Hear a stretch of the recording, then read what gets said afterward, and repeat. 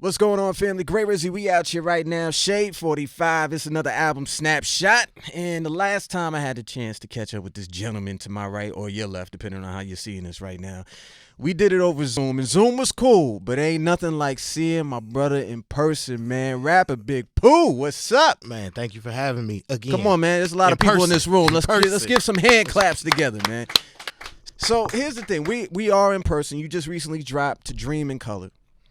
You did that at the end of last month, right? Mm-hmm. Let's start with this artwork. I noticed there's, a lot of abstract artist type things going on. Was this you yourself? What is this? How did this come about? The original piece of art, you see a piece of it on the cover, but the original piece of art was done by my brother Joe Scudder of Loving It fame. Copy. So he did an original piece, and then I gave it to my guy Gustavo Soto, who turned it into art for the album, and then the motion graphic that he did to announce the album, he had a lot of pieces of the actual piece going through the CD case. That's because crazy. You don't see the whole piece on the album cover. But man, I just had an idea of, I wanted it to be abstract, I wanted it to be art, I felt the album was art, and my brother Joe came through, man. So shout out to Joe Scudder.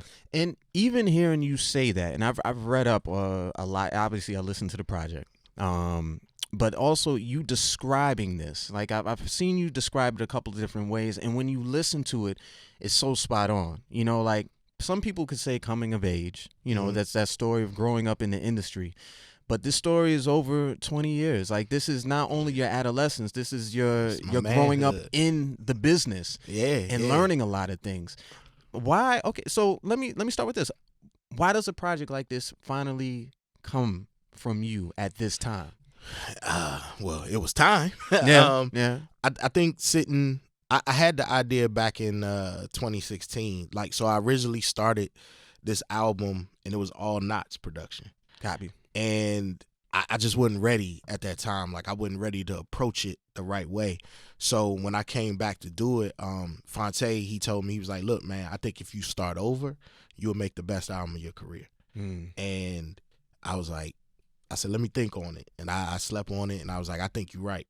So when I came back, like, I didn't even take none of them songs that me and Knots had started.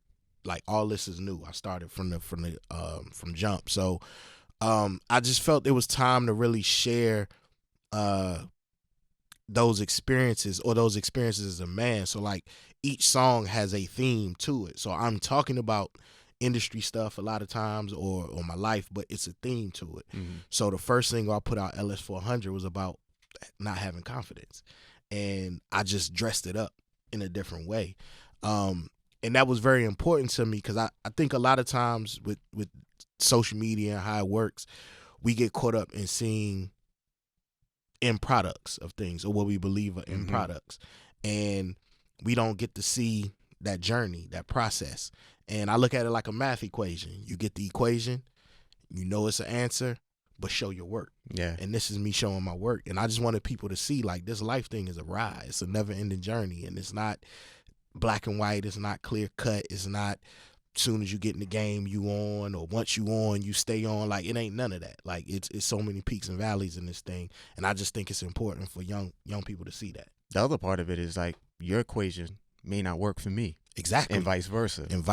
Right? And we see that happen so many times. Yeah, and your equation that worked last year may not work for you this year. That's a fact. And that's what life is all about: evolving, changing, adapting, and figuring it out. And I think we get lost in forgetting that as we're looking online and everything is set to you perfectly. You know what I mean? It's that perception of perfection when there's no such thing. Well, let's get to some of this music, man. I like the way how you opened things up. But what I want to do is I want to jump to God's Grace. Oh, with nice. Jared Evans on here. Yeah. Quick question: who did the production on this song? On God's Grace, that's my guy, the mighty DJ DR. Okay. We did a whole project, Fat Boy Fresh Volume 3, together, and 3.5.